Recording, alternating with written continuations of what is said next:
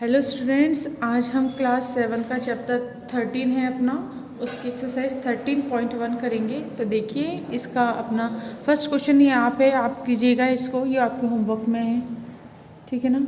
इसको आपको सिर्फ बुक में ही करना है। अब इसके बाद देखिए, अब हमें क्या करना है, सेकंड की बात करते हैं हम। The translate the following into algebraic expression. अब आपको क्या करना है, इनको एल्जेब्रिक एक्सप्रेशन में कन्वर्ट करना है ये सबको। तो अपना फर्स्ट है, a number x multiply by 5 is added to another number y। तो देखो x है और मल्टीप्लाई किससे हो रहा है, 5 से हो रहा है। तो क्या हो जाएगा, जब x 5 से मल्टीप्लाई हो जाएगा तो 5x हो जाएगा। फिर उसके बाद क्या है, is added to another number y। तो ऐड क्या करना है इसके अंदर, अनदर नंबर y। तो फर्स्ट का आंसर अपना कितना जाएगा, 5x प्लस y। अब बी पार्ट करते हैं इसका। तो देखिए बी पार्ट में क्या है, आपको difference of a and b is divided by क्या है, 4। तो देखो डिफरेंस a एंड b, तो डिफरेंस के लिए माइनस का साइन लग जाएगा, a एंड b, तो ये तो डिफरेंस हो गया। अभी क्या है, difference of a and b is divided by 4। तो ये क्या है, इनका डिफरेंस किससे डिवाइड हो रहा है, 4 से। तो ये इसका आंसर हो जाएगा। सी पार्ट करते हैं अपन। सी पार्ट में आपको क्या गिवन है कि 1/3 of the number p is subtract from the product of x and y। अब देखो, तो हम क्या करेंगे, p का 1/3 है, फिर हमने क्या लिखा, देखो 1/3 of the number of p subtract from the product of x and y। तो x और y का प्रोडक्ट, इसमें से सब्सट्रैक्ट क्या करना है, p का 1/3 यानी p/3। तो ये इसका आंसर हो जाएगा। अब क्या करोगे, डी पार्ट। डी पार्ट देखिए कैसे करेंगे, a number z multiply by itself. तो z जब z से मल्टीप्लाई होगा तो क्या हो जाएगा, z² and added to 5 times of t। तो देखो जब हम z को z से मल्टीप्लाई करेंगे, उसके बाद ऐड करेंगे 5 टाइम्स t। तो z का z से मल्टीप्लाई होगा तो क्या जाएगा, z² प्लस 5t। ये इसका आंसर आ जाएगा। देखो 5 टाइम्स है ना, दैट मीन्स 5 को किससे मल्टीप्लाई करेंगे, t से, तो 5t हो जाएगा। तो z² प्लस 5t इसका आंसर हो जाएगा। तो इस तरह से सेकंड क्वेश्चन हमने कर लिया। अब करिए क्वेश्चन नंबर 3। देखिए अब हमें क्या करना है, थर्ड में identify the term of expression. तो अब हमें क्या लिखनी है, इक्वेशन जैसे फर्स्ट है अपना थर्ड का ए पार्ट अगर हम करते हैं, तो इसके अंदर आपको इक्वेशन दे रखी है, या इसको हम क्या बोल सकते हैं, एक्सप्रेशन ABC। अब देखिए, अब हमें क्या लिखनी है, टर्म लिखनी है ना। तो टर्म कैसे लिखते हैं, देखिए कितनी टर्म्स है, ये 2 टर्म्स है ना। एक टर्म से अपनी कितनी 4x है, और एक टर्म से अपनी कितनी है -6ABC। ये आंसर हो जाएगा। अब हम इसका बी पार्ट करते हैं। आपको क्या दे रखा है, 3x² y minus 7x² yz plus 4/3xyz। इसकी टर्म कैसे लिखेंगे हम, ये कितना हो जाएगा, कितनी टर्म्स है इसमें, 1 2 3 टर्म्स है ना। तो लिखते जाइए 3x² y, ये एक टर्म हो जाएगी। फिर -7x² yz, ये सेकेंड टर्म्स हो जाएगी। फिर कितनी है, 4/3xyz, ये हो जाएगी। तो टर्म्स लिखनी आपको आ गई कि हम टर्म्स किस तरीके से लिखेंगे। अब अब ये वाला है ना, इसे आप होमवर्क में करेंगे। इसके बाद करते हैं हम क्वेश्चन नंबर 4। तो 4 देखिए, 4 में क्या है आपको, कि आपको करना है identify the term and right the factor of the term using tree diagram in the following expression. तो अब हमें क्या करना है, इनके फैक्टर लिखना है। तो इसका ए पार्ट करते हैं अपन। हमें क्या दे रखा है, 7y माइनस 3x² y। अब हमें क्या करना है इसके, अब इसमें क्या करना है, आपको ट्री का यूज़ करना है, ट्री डायग्राम बनाने हैं, और इनके क्या करना है, आपको इनके फैक्टर लिखने हैं। तो देखो ट्री डायग्राम कैसा होता है, सबसे पहले हम क्या करेंगे, ट्री डायग्राम के लिए सबसे पहले आप एक्सप्रेशन लिखिए, लिख दी। इसके बाद आप क्या करेंगे, इस तरीके का करोगे। अब इसमें 2 टर्म है ना, इसलिए सिर्फ क्या बनेंगे, एक तरफ तो एक टर्म लिख देंगे अपन 7y, और एक तरफ दूसरी टर्म लिख देंगे हम 3x² y। ठीक है, तो दोनों टर्म हमने अलग अलग लिख ली। अब हमें फैक्टर करना है। तो फैक्टर कैसे होते हैं, देखो ये किस किस से मिलकर बना हुआ है, एक 7 है एक नंबर, और क्या है y। तो इनका भी अलग अलग करो, टुकड़े करने हैं हमें। तो एक 7 हो जाएगा, एक y हो जाएगा।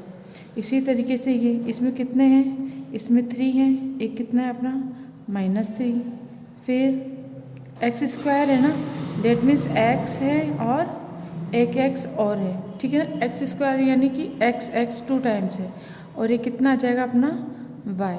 तो ये क्या हो गया हमारा टी डायग्राम हो गया। तो ये हमारे क्या है, ये हमारे फैक्टर हैं इसके। तो इसे आप क्या लिख लोगे यहाँ पे फैक्टर्स आपके इस टाइप से हो जाएंगे, ठीक है। तो आप इसके फैक्टर कर लिए। अब इसी का बी पार्ट अगर हम करें तो कैसे करेंगे कि अब इसमें भी डायरेक्ट लिख रही हूँ मैं 8x - 5y square x square plus 6y। तो अब इसे आप कैसे लिखोगे, अब इसमें कितनी टर्म है, 3 टर्म है ना। तो सबसे पहले 1 टर्म कितनी है अपनी 8x, सेकेंड टर्म कितनी है अपनी -5y स्क्वायर एक्स स्क्वायर, और लास्ट कितनी है अपनी 6y है। अब देखिए x है, इसके क्या करेंगे, 2 से मिलकर बना हुआ है, एक तो अपना 8 हो गया और एक अपना कितना हो जाएगा x हो जाएगा। इसी तरीके से ये वाला, अब इसमें कितनी 1 2 3 है ना। तो पहले देखो सबसे पहले अपनी कितनी है -5, अब y स्क्वायर है तो एक y लिखेंगे, फिर एक y और लिख देंगे, 2y हो जाएंगे हमारे, ठीक है। इसके बाद अब x देखते हैं, तो देखो x कितने हैं 2 है ना, x स्क्वायर है ना, एक x और एक क्या जाएगा, एक और x आ जाएगा हमारे। इसके बाद 6y के लिए देखते हैं, तो 6y में कितने हैं, एक अपना 6 है और एक y है। तो इस तरीके से इस इक्वेशन के ये हमारे क्या हो गए, फैक्टर हो गए। तो आपको समझ में आया होगा अच्छे से कि फैक्टर हम किस तरीके से करेंगे। तो देखिए मतलब आपको कुछ नहीं करना, जो इक्वेशन है उनको अलग अलग करके लिखना है पहले टर्म को, फिर ये जितने भी हमारे जैसे कांस्टेंट और वेरिएबल से मिलकर बन रही है ना, तो इनको अलग अलग कर देना। जैसे 8 को अलग कर दिया, x को अलग कर दिया। इसी तरह -5 y स्क्वायर है तो हम क्या बोलेंगे, y स्क्वायर यानी y 2 टाइम्स है तो हम एक y और फिर एक और y लिख देंगे। x स्क्वायर है तो x भी 2 टाइम्स है तो एक x और एक और x हो जाएगा। इस तरह से 6y है तो एक 6 हो जाएगा और एक y हो जाएगा। तो इस तरह से क्वेश्चन नंबर 4 कंप्लीट होता है अपना। अब हम करेंगे नेक्स्ट क्वेश्चन नंबर 5 करते हैं। अब देखिए क्वेश्चन नंबर 5 करते हैं अपन, identify the numerical coefficient of each term in the following expression. अब इसमें क्या करना है, लेकिन अदर देन कांस्टेंट, यानी कांस्टेंट को छोड़ के बाकी सब के आपको क्या लिखना है, न्यूमेरिकल कोफिशिएंट लिखना है। तो हम क्या लिखेंगे, जैसे फर्स्ट है अपना y square minus z x. तो इसकी पहले टर्म लिखते हैं अपन टर्म, और उसी के साथ हमें क्या लिखना है, उसका न्यूमेरिकल कोफिशिएंट। तो इधर टर्म लिख देते हैं और इधर क्या लिख देते हैं अपन, न्यूमेरिकल कोफिशिएंट।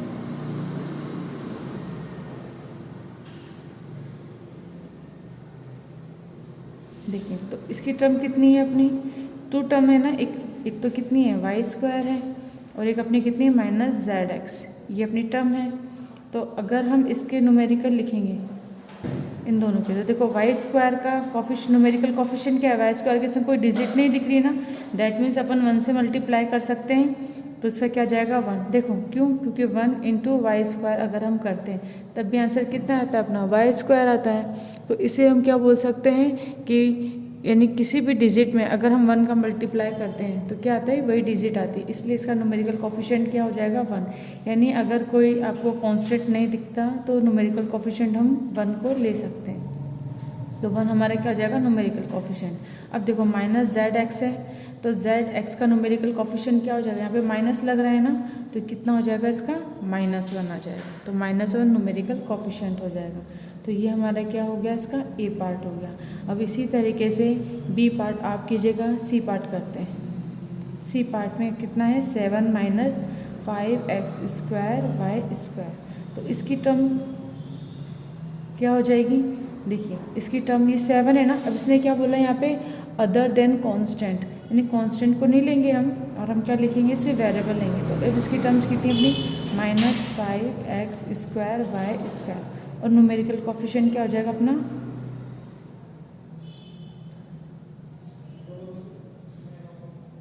न्यूमेरिकल कोफिशिएंट कितना हो जाएगा, देखो कितना है अपनी एक्स स्क्वायर वाई स्क्वायर है ना, इसका न्यूमेरिकल कोफिशिएंट कितना हो जाएगा -5, ये आंसर आ जाएगा। ठीक है, क्योंकि एक्स स्क्वायर वाई स्क्वायर के साथ क्या मल्टीप्लाई हो रहा है, -5 हो रहा है, तो क्या हो जाएगा इसकी टर्म, ये 5x² वाई स्क्वायर का न्यूमेरिकल कोफिशिएंट कितना हो जाएगा अपना -5 हो जाएगा। नेक्स्ट है अपना question number 6, identify the term which contain y and right the coefficient of y in the following expression. तो अब आपको देखो जैसे ये दे रखा है ना, इसके अंदर अब आपको वही टर्म यूज़ करनी है जिसके अंदर y हो, और हमें क्या करना है, कोफिशिएंट भी किसका लिखना है, y का लिखना है।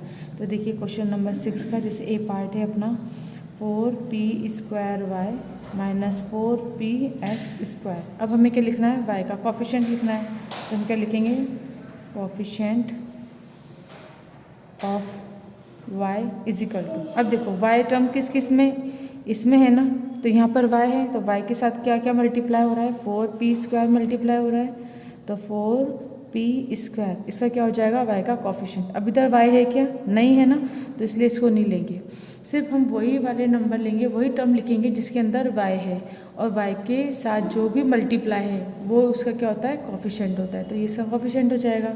अब इसका बी पार्ट लेते हैं, तो बी पार्ट कितना है, 8xy + 7। तो देखो y यहाँ पर है ना, तो कोफिशिएंट ऑफ y कितना हो जाएगा, y के साथ क्या क्या मल्टीप्लाई है, 8x मल्टीप्लाई है ना, तो इसका आंसर कितना आ जाएगा, 8x आ जाएगा। इसी तरीके से अब हम करते हैं नेक्स्ट, कौन सा बताऊँ आपको, सी बता देती हूँ। चलो सी में क्या है, 2x² - 5xy + 8। अब इसके अंदर आपको क्या करना है कि इसके अंदर आपको y का कोफिशिएंट बताना है। तो यहाँ पर y है क्या, नहीं है, यहाँ y दिख रहा है आपको, तो कोफिशिएंट ऑफ y कितना हो जाएगा अपना -5xy है ना, तो y को हिडन करो, बाकी की क्या बचा, -5x बचा, तो इसका आंसर कितना आ जाएगा, कोफिशिएंट -5x, इसका आंसर हो जाएगा। देखिए क्वेश्चन नंबर 7 अपना है, क्लासीफाई एज मोनोमियल, बाइनोमियल और ट्राइनोमियल। तो इसका अपना ए पार्ट करते हैं, 4a² + 19ab²। देखो इसमें कितनी टर्म है, 1 और 2। तो जिसमें 2 टर्म होती है वो क्या होता है अपना बाइनोमियल। तो हम क्या बोलेंगे, इट इज़ बाइनोमियल्स। जिसमें 2 टर्म्स हैं तो उसे हम क्या बोलेंगे, बाइनोमियल बोलेंगे। अब हम इसका बी पार्ट करते हैं, 4p² + 7pq² + 3pq। अब देखो इसमें कितनी टर्म है, 1 2 3 टर्म है। तो जब किसी एक्सप्रेशन में 3 टर्म होती है तो उसे क्या बोलते हैं, ट्राइनोमियल। तो क्या हो जाए, it is a trinomial, it is a trinomial हो जाएगा। इसके बाद एक और करते हैं, हम डी पार्ट करते हैं, ठीक है। तो डी पार्ट में यहाँ लिख देती हूँ, डी पार्ट क्या है, pq²। तो इसमें कितनी टर्म है, ओनली एक ही टर्म है ना, तो इसलिए इसे क्या बोलेंगे हम, इट इज़ मोनोमियल। यानी जिसमें अगर एक टर्म है तो उसे हम क्या बोलते हैं, मोनोमियल बोलते हैं। जिसमें 2 टर्म है उसे बाइनोमियल बोलते हैं, और जिसमें 3 टर्म्स होती है उसे हम क्या बोलते हैं, ट्राइनोमियल बोलते हैं। तो इसके बाकी के क्वेश्चंस आप कीजिएगा। 7 के मैंने तीनों टाइप के बता दिए, मोनोमियल जिसमें एक टर्म है, बाइनोमियल जिसमें 2 टर्म है, ट्राइनोमियल जिसमें 3 टर्म्स हैं। अब करते हैं हम क्वेश्चन नंबर 8। देखिए, find the coefficient of y² in the following binomial.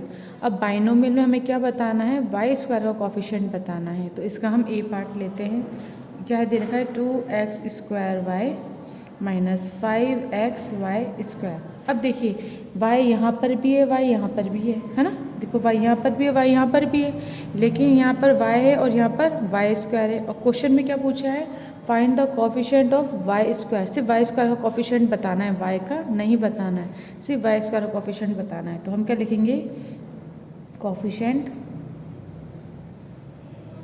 Of y² अब देखो y² यहाँ तो है ही नहीं, इसलिए इसको छोड़ देंगे। अब यहाँ पर कितना है, y², ये y² है ना, तो y² को हिडन करो, तो इसमें क्या बचा, -5x बचा। तो इसका आंसर कितना आ जाएगा आपका, कोफिशिएंट -5x। तो इसका कोफिशिएंट अपना कितना हो जाएगा, -5x हो जाएगा। अब हम करते हैं इसी का बी पार्ट करते हैं, 6 - 3xy²। अब y² का कोफिशिएंट चाहिए, तो फिर हम क्या बोलेंगे, coefficient of y square is equal to, तो देखो इस टर्म में तो है नहीं, तो इसको छोड़ो। यहाँ पर क्या है, वाई स्क्वायर ये है ना, तो वाई स्क्वायर को हिडन कर लो। क्या बचा यहाँ से, -3x बचा। 6 मत लेना, सिर्फ ये क्या बचेगा, जिस टर्म के अंदर वाई स्क्वायर है ना, तो वाई स्क्वायर किस टर्म में, इस टर्म में, तो इसका वाई स्क्वायर को हिडन कर लो। क्या बचा, -3x बचा, तो उसका कॉफिशिएंट कितना हो जाएगा, -3x इसका कॉफिशिएंट हो जाएगा। तो इस तरीके से क्वेश्चन नंबर 8 के आप क्वेश्चन कीजिएगा। इसके बाद हम करते हैं क्वेश्चन नंबर 9 में क्या है आपको, what is degree of the polynomial, है ना, फॉलोइंग पॉलिनोमियल्स। तो अपन इसका फर्स्ट पार्ट लेते हैं। ए क्या दे रखा है, x² + 1, तो इसकी डिग्री कितनी है, देखो x² पे पावर 2 है ना, तो इसकी डिग्री कितनी हो जाएगी, 2। तो हम लिखेंगे डिग्री कितनी हो जाएगी, 2। अब इसका हम लेते हैं बी पार्ट करते हैं। बी पार्ट में क्या है, 6xy³ + 5y²। तो देखो x की पावर कितनी है अपनी, x की अगर हम पावर की बात कर रहे हैं यहाँ पर, है ना, x की पावर 1 है। अब ये क्या है, प्रोडक्ट में है तो प्लस करो, y है, y की पावर कितनी है, 3 है। देखो x की पावर 1, y की पावर 3, 1 + 3 कितना हो जाएंगे, 4। अब इसी तरीके से इक्वल, है ना, 1 + 3 = 4। अब देखो y पर यहाँ पे पावर कितनी है, 2 है। तो अब देखो, अब हमें यहाँ पर कितनी हो गई पावर, इन दोनों की मिला के 6xy³, इसकी xy³ की, इसकी पूरी फर्स्ट टर्म की पावर कितनी हो गई, 4, और सेकंड टर्म की पावर है 2। तो हाईएस्ट पावर क्या है अपनी, 4 है। तो जो हाईएस्ट पावर होती है वही हमारी क्या होती है, डिग्री होती है। तो डिग्री कितनी हो जाएगी अपनी, 4। यानी इस पूरी इक्वेशन में जिस टर्म की पावर सबसे ज़्यादा हाई होती है वही हमारी क्या होती है, डिग्री होती है। तो डिग्री अपनी कितनी हो जाएगी, 4 हो जाएगी। अब हम करते हैं इसका सी क्वेश्चन। तो सी क्वेश्चन के अंदर आपको क्या गिवन है, देखो 3y⁵ है, आपके पास 6y⁴ है, -7। अब पावर की अगर हम बात करें तो पावर लिखते हैं। अब y की पावर कितनी है, 5, यहाँ पर y की पावर कितनी है, 4, और यहाँ तो है ही नहीं y की पावर, 0 भी बोल सकते हैं, ठीक है। तो अब देखो इसमें से हाईएस्ट पावर क्या है, ये है ना 5, तो डिग्री कितनी हो जाएगी इसकी, डिग्री हमारी हो जाएगी, इसकी पावर सबसे ज़्यादा है तो डिग्री कितनी क्या हो जाएगी, 5 हो जाएगी। यानी पूरी इक्वेशन में जिसकी डिग्री सबसे ज़्यादा है वही उसकी क्या हो जाएगी, पावर। अब इसमें देखो, इसमें पावर कितनी है, यहाँ 1, यहाँ 1, तो इसकी डिग्री कितनी हो जाएगी, 1 हो जाएगी। ये ई वाला क्वेश्चन है, इसमें क्या है, z की पावर कितनी है, 1, और y और x, y की पावर 1, z की पावर, ये x की पावर 1, तो y की पावर 1, x की पावर 1, तो 1 + 1 कितना हो जाएगा अपना, 2। तो इसकी पूरी की डिग्री कितनी हो जाएगी, 2 हो जाएगी, क्योंकि इसकी तो 1 ही है और इसकी 2 है। देखो इसकी पावर तो 1 है और इसकी पावर 1 और 1 2 हो गई, तो हाईएस्ट डिग्री क्या हो जाएगी, हाईएस्ट पावर 2 है, तो डिग्री भी कितनी हो जाएगी अपनी, 2 हो जाएगी। तो इस तरह से क्वेश्चन नंबर 9 कंप्लीट होता है अपना। देखिए क्वेश्चन नंबर 10 क्या है अपना, identify like term in the following. अब आपको ये इतनी सारी टर्म दे रखी हैं जिसमें आपको क्या बताना है, लाइक टर्म बताना है। तो हम क्या लिखेंगे, लाइक टर्म कितनी हो जाएंगी अपनी। अब देखो लाइक टर्म जिसमें एक जैसे कॉफिशिएंट हो, मतलब एक जैसे वेरिएबल हो और उनकी पावर भी क्या होनी चाहिए, इक्वल। तो देखो 4x³ है, तो 4x³ और कहीं है क्या, x³ की पावर देखो x³ यहाँ पर है लेकिन इसके साथ y भी है तो ये नहीं होगा। इसके साथ x³ है क्या, नहीं है, एक ये है, देखो एक 4x³ है, एक 11x³ है, तो हम क्या लिखेंगे 4x³ और एक क्या हो जाएगा अपना 11x³। तो एक लाइक टर्म अपनी ये हो गई। अब देखो इसमें हमें ना कांस्टेंट अगर अलग अलग है तो कोई दिक्कत नहीं, हमें क्या करना है, वेरिएबल एक जैसे होने चाहिए हमारे। तो यहाँ पर भी x की पावर q है, यहाँ पर भी x की पावर q है, तो ये दोनों क्या हो जाएंगे, हमारे लाइक टर्म हो जाएंगे। अब देखिए सेकंड देखते हैं, अगर हम y⁵ की बात करते हैं तो y⁵ ये है, इसके अलावा y⁵ कहीं मिल रहा है क्या आपको, नहीं है। अब देखो 3x² है, तो 3x² यहाँ पर है आपके, और 3x² और कहीं है क्या, एक ये रहा, तो कितना हो जाएगा अपना 3x² और ये कितना हो जाएगा 4x²। अब देखो x² यहाँ पर भी है, x² यहाँ पर भी है, और कहीं है क्या x²।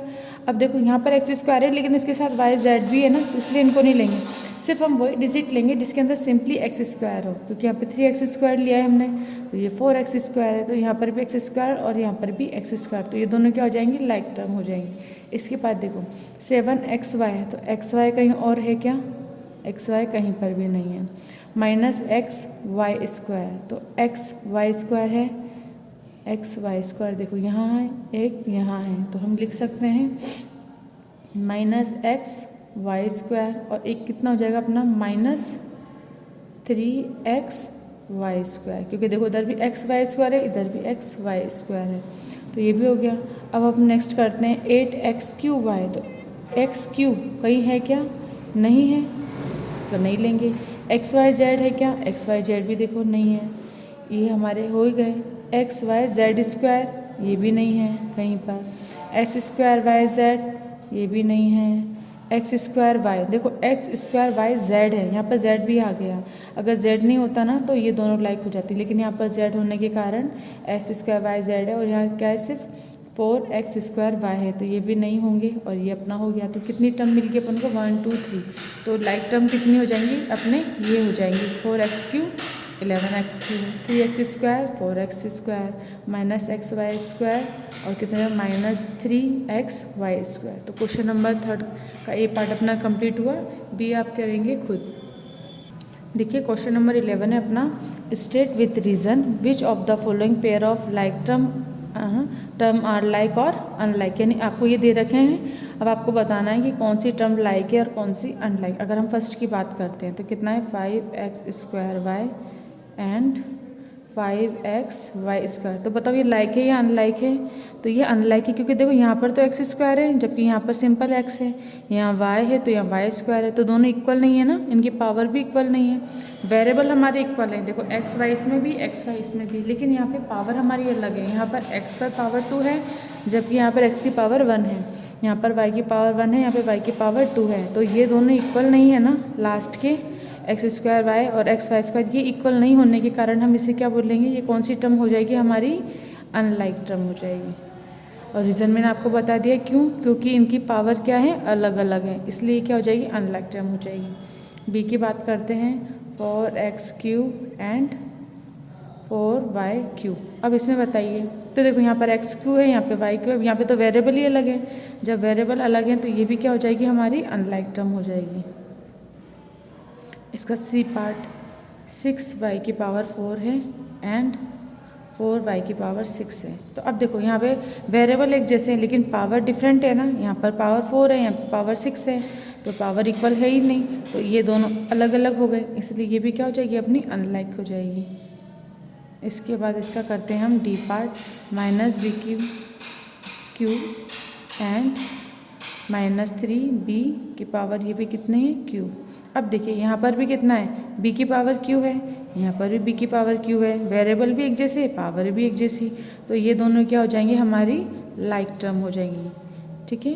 तो इसे हम क्या बोलेंगे, लाइक, ये हो जाएगी लाइक टर्म, और ये बाकी की तीनों क्या हो जाएगी, अनलाइक टर्म हो जाएगी। तो जिसके अंदर वेरिएबल और उनकी पावर एक होती हैं तो वो तो हमारी लाइक टर्म होती हैं, और जिसके अंदर वेरिएबल एक हों बट अगर पावर एक नहीं है तो उसे हम क्या बोलेंगे, अनलाइक बोलेंगे। यानी कि हमारे वेरिएबल भी एक जैसे होने चाहिए और उनकी पावर भी एक जैसी होगी, तभी जाके वो क्या बनेगी, हमारी लाइक टर्म बनेगी। तो इस तरीके से हमारी एक्सरसाइज 13.1 कंप्लीट होती है।